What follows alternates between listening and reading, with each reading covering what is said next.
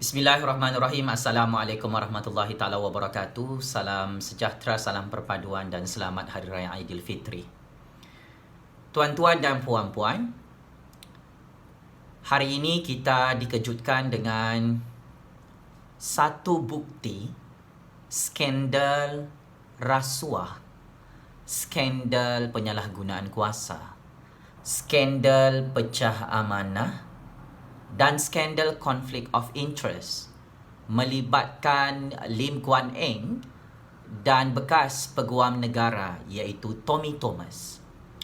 Bukti rakaman audio yang terbongkar kemarin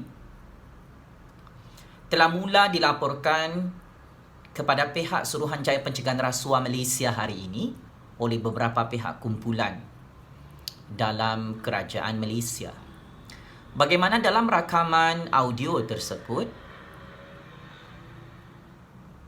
Lim Guan Eng dikatakan telah mengarahkan Tommy Thomas, bekas peguam negara di zaman Kerajaan Pakatan Harapan, untuk menarik balik atau tidak membekukan satu akaun bank tauke hartanah di Malaysia bernilai 4 juta ringgit Malaysia, yang mana akaun bank tersebut ada kaitan dengan transaksi keuangan rompakan 1MDB.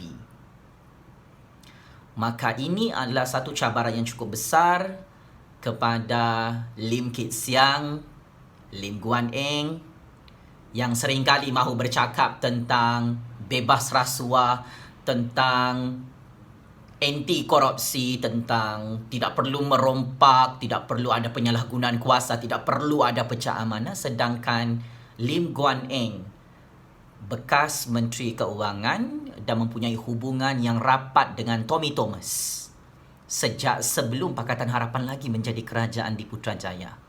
Dan sebelum ini memang kita sedia maklum bagaimana skandal rasuah Lim Guan Eng juga turut ditutup secara politik oleh Tommy Thomas, bekas peguam negara Kerajaan Pakatan Harapan. Setelah beberapa bulan, Pakatan Harapan menang di Putrajaya pada PRU 14 lalu, dan setelah yang di-Pertuan Agong memperkenankan perlantikan Tommy Thomas yang dicadangkan oleh Pakatan Harapan sebagai peguam negara Malaysia yang baharu era Kerajaan Pakatan Harapan, Tommy Thomas telah membuat satu tindakan politik yang bercanggah dengan prinsip rule of law, menutup skandal rasuah rumah banglo yang dibeli oleh Lim Guan Eng daripada seorang businesswoman di Pulau Pinang beberapa tahun yang lalu. Dan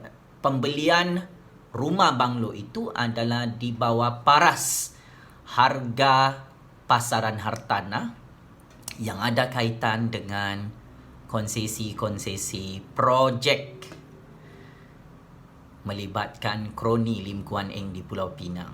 Selain daripada itu, sebelum ini Lim Guan Eng cukup popular dengan skandal rasuah projek terowong bawah tanah di Pulau Pinang yang dianggarkan bernilai lebih 50 bilion ringgit Malaysia, sehingga Lim Guan Eng dikatakan antara pemegang saham dan mempunyai kepentingan dalam projek mega itu di Pulau Pinang.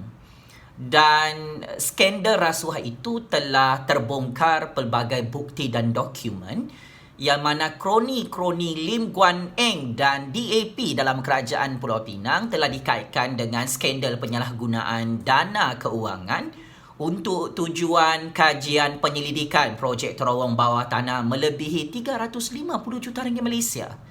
Membuat penyelidikan untuk projek bawah tanah, terowong bawah tanah di Pulau Pinang, memakan belanja lebih 350 juta ringgit Malaysia, dan dana itu dikatakan adalah dana suapan untuk kes skandal rasuah ditutup oleh pihak SPRM.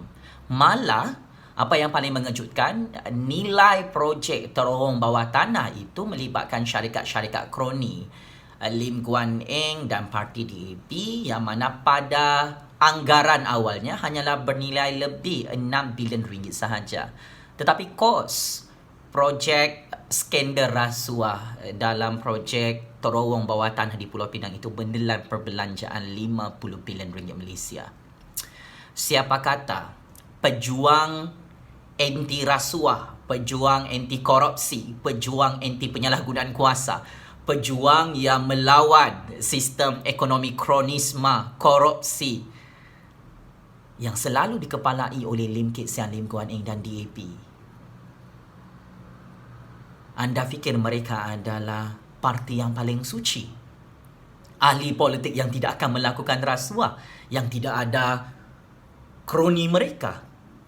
Dari segi kajian ekonomi politik dalam negara Malaysia, Lim Guan Eng selaku bekas Menteri Keuangan Kerajaan Pakatan Harapan dan selaku bekas Ketua Menteri Pulau Pinang sebelum ini mempunyai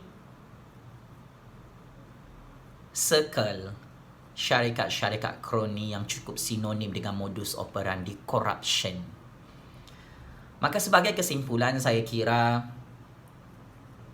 Lim Kit Siang, Lim Guan Eng dan DAP, kami rakyat Malaysia memang sedia maklum Lim Guan Eng itu direkrut untuk menjadi Perdana Menteri pada masa hadapan di dalam negara Malaysia apabila Malaysia itu boleh diubah menjadi negara Singapura yang dipimpin oleh Lee Kuan Yew. Dan saya ingin ingatkan, angan-angan politik ini perlu ditamatkan. Kerana kami rakyat Malaysia tidak akan memberi ruang dan peluang kepada pemimpin DAP yang mempunyai skandal rasuah, skandal korupsi, skandal penyalahgunaan kuasa, skandal pecah amanah di Putrajaya dan di Pulau Pinang yang tidak layak untuk menjadi Perdana Menteri pada masa hadapan. Pemimpin koruptor, pemimpin rasuah seperti Lim Guan Eng yang direkrut oleh Lim Kit Siang yang terus kempunan untuk mengambil kesempatan dalam sistem demokrasi berparlimen Malaysia dan raja berperlembagaan. Janganlah berangan-angan Lim Guan Eng nak jadi Perdana Menteri pada masa hadapan yang di Pertuan Agong dan Raja-Raja Melayu tidak akan melantik anak kau Lim Kit Siang untuk menjadi Perdana Menteri. Kami pun rakyat Malaysia tidak mahu dipimpin oleh koruptor, oleh pemimpin rasuah, pemimpin yang sendiri menipu bangsa Cina, memaksa orang Cina belajar tulisan Jawi dan tulisan khat Islam tanpa ada matlamat yang jelas dalam sistem pendidikan negara Malaysia. Kalau orang Cina pun Lim Guan Eng boleh kasih bodoh, kami anak Malaysia, anak Melayu, anak Bumi Putra dalam Malaysia, kau tidak boleh kasih bodoh Lim Guan Eng. Skandal-skandal rasuah penyalahgunaan kuasa ini tidak boleh disembunyikan di bawah karpet Pakatan Harapan.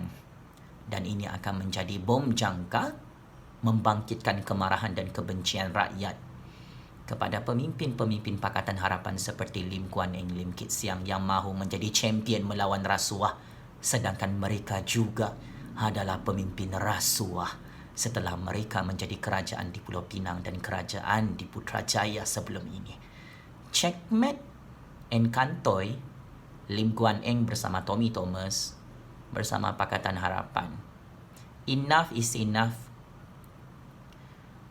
bermain wayang dan berlakon seperti pemimpin suci yang langsung tidak pernah membuat rasuah, sedangkan skandal rasuah Lim Guan Eng ini setinggi Gunung Everest di dalam negara Malaysia.